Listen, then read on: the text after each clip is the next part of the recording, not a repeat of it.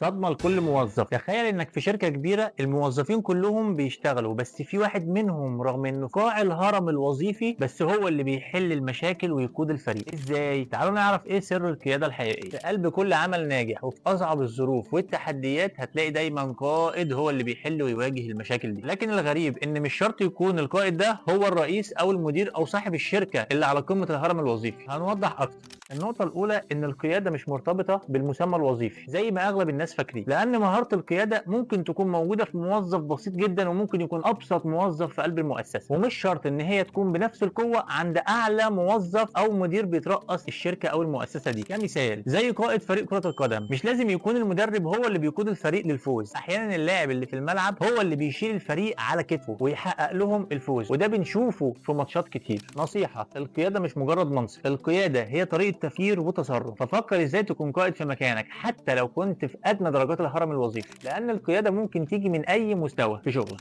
عرفنا بقى ان القياده مش مرتبطه بالمنصب. لو عجبك الفيديو شاركنا باكتر قائد وافضل قائد اثر فيك في شغلك او في حياتك، وما تنساش اللايك والشير. والسلام عليكم ورحمه الله وبركاته.